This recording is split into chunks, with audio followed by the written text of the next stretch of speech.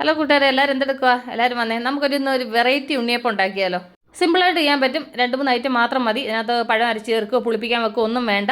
അപ്പോൾ നമുക്ക് സമയം കളയേണ്ട. അതിന് വേണ്ടിയിട്ട് എന്തൊക്കെയാണ് വേണ്ടതെന്ന് നോക്കാം. അതിനുവേണ്ടി ഞാൻ 1 കപ്പ് അവിൽ അത് കഴുകിയിട്ടൊന്ന് കുതിരാൻ വെച്ചിട്ടുണ്ട്. അപ്പോൾ അവിൽ കുതിർന്നിട്ടുണ്ട്, പക്ഷേങ്കിൽ എനിക്കിത് അവിൽ ഒരുപാടായിപ്പോയി. അതുകൊണ്ട് ഞാൻ അതിൻ്റെ പാതി എടുക്കുന്നുള്ളൂ. അതുകൊണ്ട് എൻ്റെ കൂട്ടുകാർ പേപ്പർ അവിലാണെങ്കിൽ 1 കപ്പ് എടുക്കണം. ഇതുപോലത്തെ കട്ടി അവിലാണെങ്കിൽ 1/2 കപ്പ് എടുത്താൽ മതി കേട്ടോ.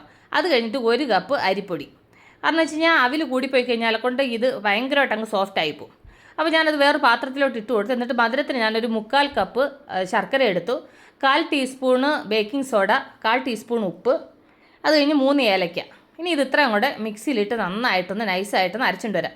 ഒരുപാട് വെള്ളം പോലെയല്ല, ഒരു മീഡിയമായിട്ട് അരച്ചുകൊണ്ട് വരാം.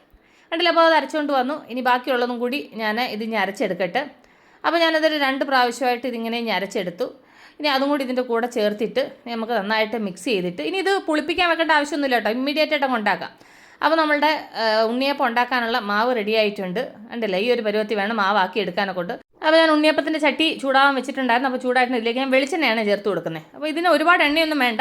ഇതേപോലെ ഒരു 1/4 ടീസ്പൂൺ വീതം വെളിച്ചെണ്ണ ഒഴിച്ച് കൊടുത്താൽ മതി. അപ്പം വെളിച്ചെണ്ണ ചൂടായപ്പോൾ ഞാൻ ഇതിലേക്ക് കുറേശ്ശെ ഇതുപോലെ ഞാൻ ഒഴിച്ച് കൊടുക്കുന്നുണ്ട്. അപ്പോൾ അത് മുഴുവൻ ഇതുപോലെ ഇങ്ങനെ ഒഴിച്ച് കൊടുത്തു. അത് കഴിഞ്ഞ് ഇതൊന്ന് വേവാൻ വിടാം. അപ്പോൾ അത് വേവുന്ന നേരത്തെ നമുക്കതൊന്ന് തിരിച്ചിട്ട് കൊടുക്കാം. ഒന്ന് അടച്ച് വെച്ച് വേവിച്ച് കഴിഞ്ഞാൽ ഇനി കുറച്ചുകൂടെ വേഗം നമുക്ക് വേവും കേട്ടോ. അപ്പോൾ ഞാനത് തിരിച്ച് മറിച്ച് വിട്ടിട്ട് നന്നായിട്ടൊന്ന് ഫ്രൈ ചെയ്തെടുക്കുന്നുണ്ട്. കണ്ടില്ലേ? അപ്പോൾ നന്നായിട്ട് ഫ്രൈ ആയിട്ടുണ്ട്. അപ്പോൾ ഞാനിതൊരു സർവിങ് പ്ലേറ്റിലോട്ട് മാറ്റിയിട്ട്, കണ്ടില്ലേ? എത്ര സിമ്പിളായിട്ട് വൈകുന്നേര സമയത്തൊക്കെ കുഞ്ഞുങ്ങൾക്ക് ഇങ്ങനെ ഒരു സ്നാക്ക് ഉണ്ടാക്കി കൊടുക്കുക. നല്ല ഹെൽത്തിയാണ്, നല്ല ടേസ്റ്റിയാണ് കേട്ടോ. അപ്പോൾ എൻ്റെ കൂട്ടുകാർ മറക്കാതെ ഇതൊന്ന് ട്രൈ ചെയ്ത് നോക്കുക. അപ്പോൾ ഞാൻ ഇതൊന്ന് സർവിങ് പ്ലേറ്റിലോട്ട് മാറ്റിയിട്ട് ബാക്കിയുള്ളത് ഇതുപോലെ ഒന്ന് ഫ്രൈ ചെയ്തെടുക്കട്ടെ. ഇത് സിമ്പിളായിട്ട് ചെയ്യാൻ പറ്റുന്ന സാധനമാണ്. ഇച്ചിരി അവിലും അരിപ്പൊടി ഉണ്ടെന്നുണ്ടെങ്കിൽ മതി. പിന്നെ അവിലെടുക്കുന്ന മാത്രം ശ്രദ്ധിച്ചാൽ മതി.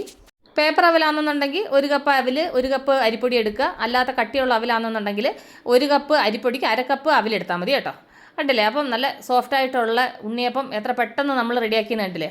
അങ്ങനെ ടേസ്റ്റി ആയിട്ടുണ്ട്. മധുരമൊക്കെ എൻ്റെ കൂട്ടുകാരുടെ ആവശ്യത്തിന് ചേർക്കാം. അപ്പോൾ ഞാൻ ഈ വീഡിയോ വൈൻഡപ്പ് ചെയ്യണം. അപ്പോൾ നമ്മൾ ഉടൻ തന്നെ അടുത്ത വീഡിയോ വീണ്ടും കാണുമ്പോൾ take care, bye, see U.